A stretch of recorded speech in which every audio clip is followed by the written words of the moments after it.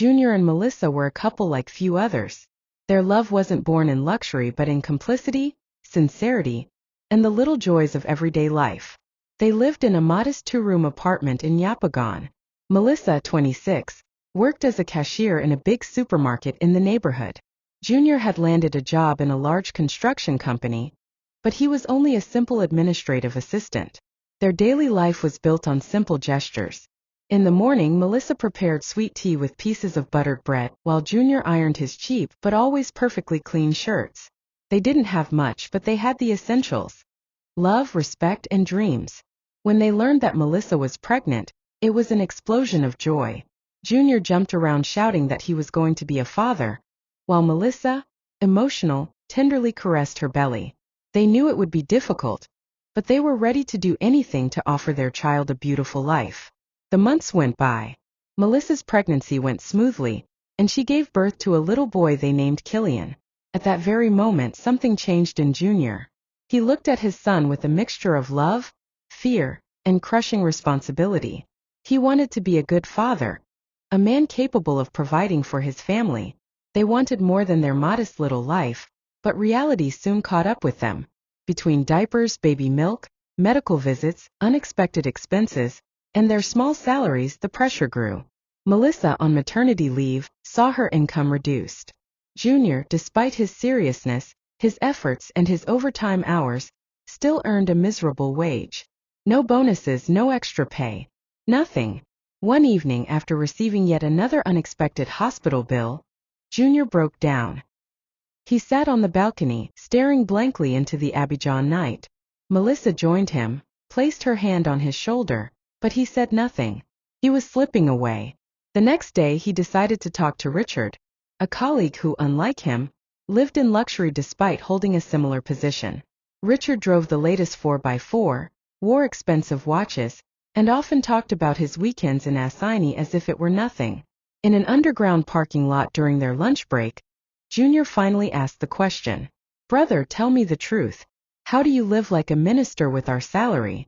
I work myself to death and I can't even buy a can of milk for my son." Richard looked at him for a long time, weighing his words. "Are you sure you want to know, Junior? Because once you know, there's no going back." Junior nodded. He couldn't take this life anymore, where every end of the month was a battle. Richard sighed, glanced around, then whispered, "There's a circuit here. It's not about degrees or skills. Something else. The bosses, the ones who really make the decisions, they like young men like you. And if you agree to please them, they'll open all the doors for you.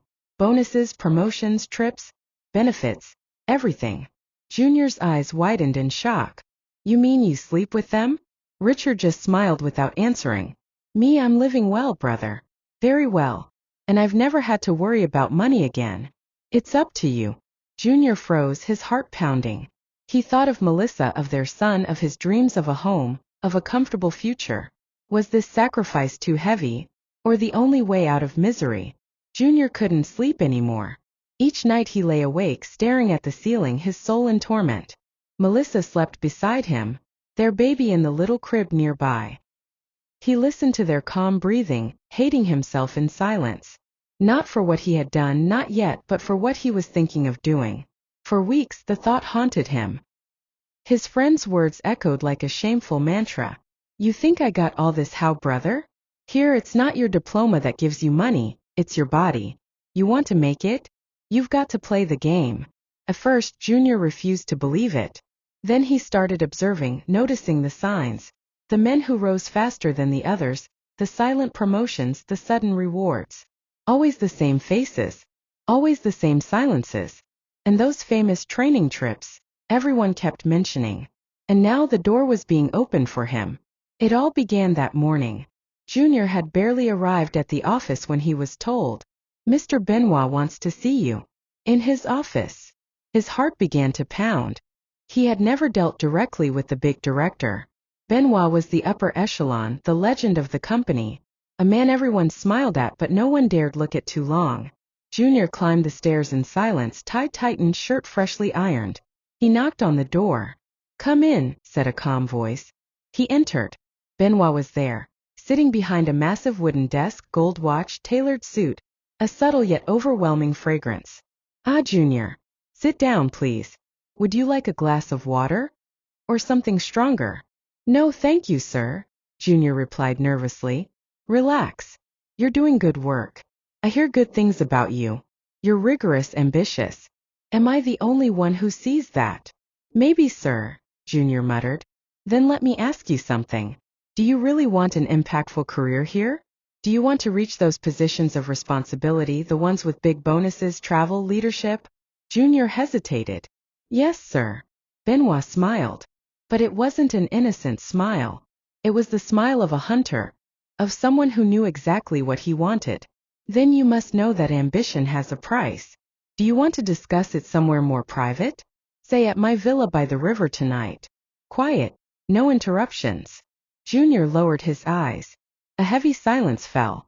He felt the trap closing in, but he didn't move. He was paralyzed. It's not an order. It's an invitation, Benoit said, sliding an envelope slowly toward him. Junior took it, trembling slightly. He opened it. Bundles of bills, hundreds, maybe thousands of euros in cash. Take it, it's nothing. You can think about it. And if you come tonight, we'll talk about your future. A real future. As he handed him a card with an address and a time, Junior couldn't even reply. He simply nodded, stood up, and left. That evening, he came home earlier than usual, carrying a heavy bag in his arms. Melissa was in the kitchen, cooking rice and broth. When she saw him arrive, her eyes widened. Junior, did you buy all this? Diapers, baby formula, groceries, even wine? Where did it come from? He kissed her softly on the forehead. They gave me a bonus. Benoit congratulated me today. He said I have a future here. Melissa smiled. She felt proud. She didn't notice the shadow in her husband's eyes. That night, Junior couldn't sleep. He held his son close. He caressed Melissa's hair. Then he got up silently. He stared at himself in the bathroom mirror for a long time. Then, almost without a voice, he whispered, "What am I becoming?" The next evening, Junior stood in front of the villa. He had put on his best shirt, but he was sweating heavily. He hesitated. He wanted to turn back. But then he thought of his son, of Melissa, of their miserable life, the bills, the shame of not being able to offer more. He pressed the doorbell. The butler opened and let him in without a word. Everything was calm, luxurious, unsettling. He entered a large living room where Benoit was sitting, a glass of whiskey in hand. You came. Good. Sit down. Junior obeyed. He was trembling. Benoit looked him in the eyes. You know what this means, don't you? Junior nodded. Barely audible, he murmured. How much? How much can I make from this? Benoit smiled. It's not about money, it's about position, about power. You'll never have to worry again. Never. But you have to play the game. Junior looked at his hands. He felt ashamed. He wanted to say no. He wanted to run. I'll think about it, he whispered. Very well, Benoit replied, standing up. Take this. He handed him another envelope, even heavier. A gift. Even if you refuse, you're free. But if you want us to talk seriously about your next promotion, come back tomorrow. Same time here.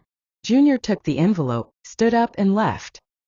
He walked for a long time through the night aimlessly. The money in his pocket burned his skin. But deep down he already knew. He knew what he was going to do. The next evening, Junior stood once again at the villa's door, his heart pounding. He had come back. He could have run.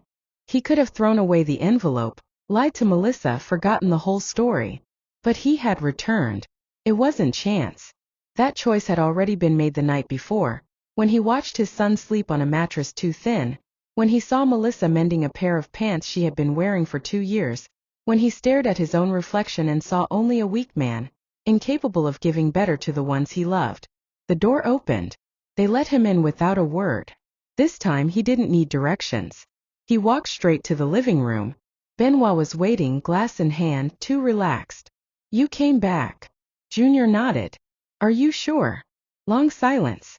A very long silence. I'm here, Junior said, his voice dry. Benoit smiled. Then let's take it slow. He stood, walked closer. Slowly. Junior felt himself shrinking. He had never felt such shame. He closed his eyes. The smell of Benoit's cologne made him nauseous. He felt fingers brush his arm, then his neck. Junior didn't respond. He wasn't speaking anymore. He had disconnected. His body was there, but inside he had fled. He thought of his son, of another life, a world where he would have been free, where his body wasn't a currency. But that world didn't exist here. What followed was slow, cold, clinical. Benoit didn't say another word. Junior let it happen. He didn't touch anything. He didn't participate. He was an object, a thing, a puppet being undressed and used. The humiliation cut through him like a blade. He was in pain, but he endured. Every gesture, every breath, every pressure on his skin was an invisible wound. He wanted to scream, but he stayed silent. He wanted to vomit, but he stayed dignified. An hour later, he dressed silently, like an automaton. His eyes were empty. He was lost somewhere. Benoit handed him another envelope. For discretion. And for what's next? Soon you'll have real responsibilities. Junior didn't answer. He took the envelope and left. In the street he walked like a living dead man. He didn't know where to go. He stopped at a bar, ordered a whiskey, then a second. He never drank. But tonight he needed to erase something. He needed to forget. The smell, the stares, the sensation of no longer belonging to himself. He came home late. Very late. Melissa was asleep. He walked over to the crib. His son was sleeping peacefully. Junior felt a tear roll down his cheek. He had just sold a part of himself. He had just done what he swore he would never do. He had slept with a man for money. But the worst part wasn't the act itself. The worst part was knowing he was going to do it again. A few weeks later, Benoit kept his promises. Junior received a promotion, an office, a car, a company credit card, a work phone, and a discreet envelope every month. Melissa couldn't believe it. "You see, I told you you would make it," she said with a smile. He smiled too, for her, for the baby, for appearances. But every night he slept less and less. And every morning, as he tied his tie in front of the mirror, he repeated to himself, "You're not the same anymore. You'll never go back." At first Melissa didn't pay much attention. After all, wasn't this what she had always hoped for? To see Junior succeed, to finally escape their slow and painful misery? He had worked hard. He deserved his rise. She wanted to believe it. She had to believe it. But soon things stopped adding up. Junior had changed. He was less tender, less present, less talkative. He no longer told her about his day like before. Before, he would come home, take off his shirt while complaining, share stories about his weird coworkers, unfair bosses, and little useless details. Now he came home late, always perfectly dressed, with a distant look. Sometimes he even smelled of perfume, not his own but a strong, spicy, masculine fragrance. "You worked late again?" she would ask. "Yes. Meeting. Another business trip in 2 days. And you don't tell me about it? Where are you going? With who?" He shrugged, changed the subject, talked about the baby, the car, the groceries, never about himself. The more he shone in public, the more he faded at home. Melissa started keeping track of everything in her mind. The last-minute trips, the strange calls, the sleepless nights, the silences. One day she found a box in the closet. Inside was a luxury watch. A Rolex. Junior had never mentioned buying it. He had never even worn a watch before. The receipt was still there, several thousand euros. And this wasn't even from his bonus. It was pure indulgence. That evening she tried to bring it up. "Don't you think you're spending too much lately?" He frowned. "What do you mean?" "I don't know, the watch, the restaurants, the clothes. It's like you're a different person. We used to live with almost nothing, and now you throw money around like you're a football player." He stared at her silently, then looked away. "You should be happy." "I am happy. But I'm not blind." She hoped he would explain, say something honest, anything. Instead, he picked up his phone and went upstairs to bed. Alone. That night, Melissa cried in silence. A few days later, while folding laundry, a message popped up on Junior's phone, left unlocked in the bedroom. "Tomorrow at 7 p.m. Meet me at the hotel as usual. We need to discuss your next promotion. B." Melissa's hands trembled. Monsieur Benoit.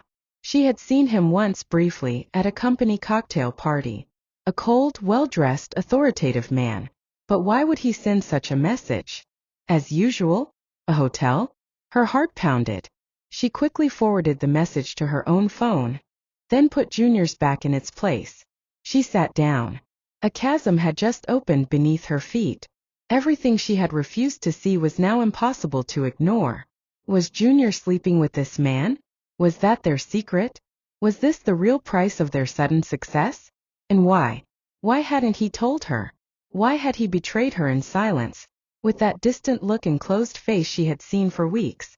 That night she lay awake beside him, listening to his calm breathing, wondering who he had become and how far he was willing to go. The next day she made a decision. She had to know the truth. Melissa was a wreck. She hadn't slept, barely eaten. All day, she had forced smiles at supermarket customers as if nothing was wrong. But inside, a volcano was about to erupt. She knew tonight everything would change, maybe forever. At 6:30 p.m. she had already left work. Their son was safe at her mother's house. Everything was planned. Her heart was beating so hard she could hear it in her ears. She took a taxi and gave the address. The Majestic Hotel, the one from the message. She waited in the lobby, hiding in a corner, eyes locked on the entrance. At 6:57 Junior walked in. He wore a crisp white shirt, tailored pants and carried a small briefcase. He greeted the receptionist and went upstairs. Frozen, Melissa waited a few minutes before following. She didn't know what she would do, scream, run, demand the truth? She didn't know. She asked the receptionist, then took the elevator to the 5th floor. Her heart pounded. She walked softly, barefoot now to avoid making noise. She approached room 512. The door was slightly open, just a little, and what she saw crushed her. Junior, shirtless, sitting at the edge of the bed, his eyes empty. Beside him Mr. Benoit, removing his jacket. The atmosphere was heavy, silent. There was no love, no pleasure in the air. Just a transaction. A cold ritual, a display of power. Melissa stepped back, hand over her mouth. She didn't scream, didn't cry, not yet. She ran down the stairs like a fugitive. Outside, the night air felt burning hot. She called a taxi. No words came out of her mouth, just her broken breath. The next day, Junior came home as if nothing had happened. He carried takeout, wore a subtle cologne and looked calm. "Where were you?" Melissa asked, composed. "Late meeting. How was your day?" "Fine." She studied him. He was lying. And he was good at it. But that night she said nothing. She simply watched him sleep. She stared at this man she had loved, dreamed with, supported, who had sold his body so they could live better. A tragic hero or a silent traitor? She no longer knew. But deep inside something had broken. And if you were in Melissa's place, would you say Junior sacrificed himself for his family? Would you be able to forgive him and continue living a comfortable life? Or would you leave him? Would you expose the truth to everyone? Or keep the secret to protect your home? What would you do? Share your thoughts in the comments. We'll create the sequel based on the majority opinion.